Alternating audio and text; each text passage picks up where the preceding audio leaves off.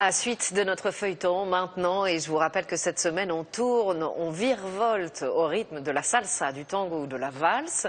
La danse est une passion pour un Français sur 10, souvent en couple, mais pas toujours, parfois en groupe, dans les clubs ou dans les bals. On va retrouver nos danseurs qui ont des étoiles dans les yeux.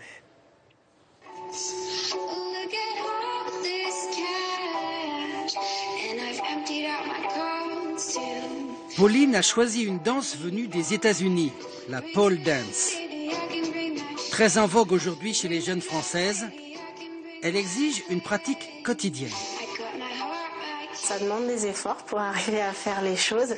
Et après, c'est un moyen d'expression différent, inhabituel, qui permet de danser, de transmettre un message. Et en toutes ces choses, moi, j'adore la pole dance. Sur Internet, elle a découvert il y a 2 ans les stars internationales de la pole dance. Depuis, elle s'est lancée, s'offrant même sa propre barre.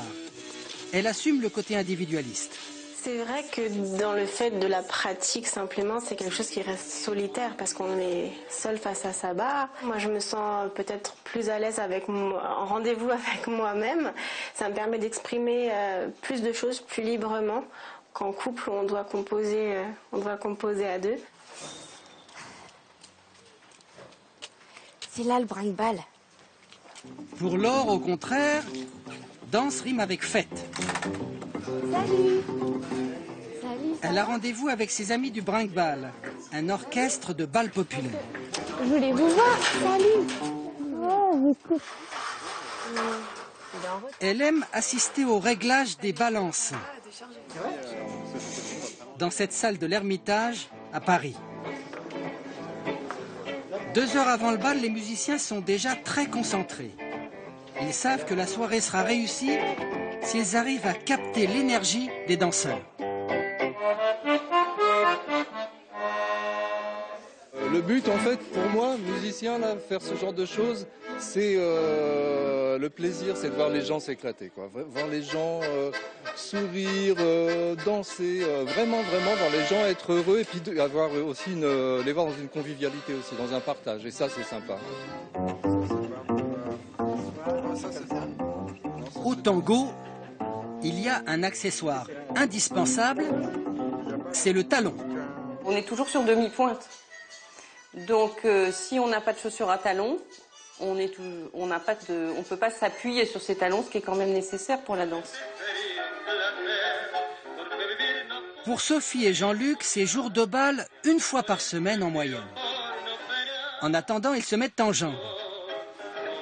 Depuis sa naissance au début du XXe siècle, sur les rives du Rio de la Plata, le tango argentin est resté une danse de séduction.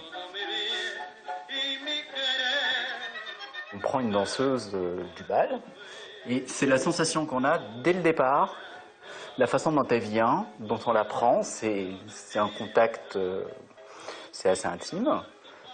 Et c'est le départ et la sensation que ça procure de sentir l'autre qui vient et qui rentre dans mon tango. Et ce qui est aussi important, c'est le jeu des pieds.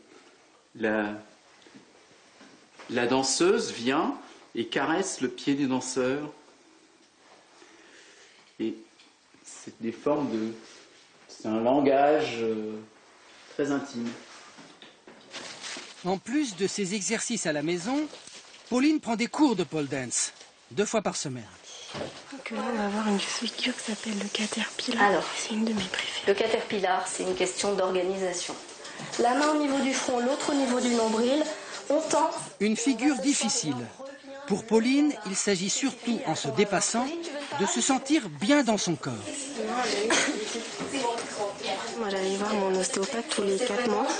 Là, en 2012, j'y suis allée 1 fois. Parce que je me suis auto-régulée.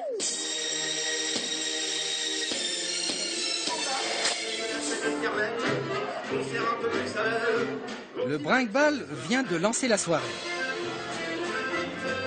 Les musiciens ont ceci de particulier qu'ils mènent aussi la danse, chacun leur tour. Je lance les Madison, souvent. Et oui, parce qu'en fait, il faut toujours quelqu'un qui démarre, parce que c'est un peu intimidant. Et après, une fois que c'est lancé, tac, je reviens jouer.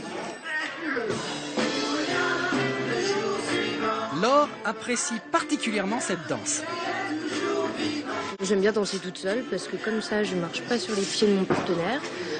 Comme ça, je fais ce que je veux. Je peux danser n'importe comment. Tout le monde s'en moque. Et le bal ne fait que commencer.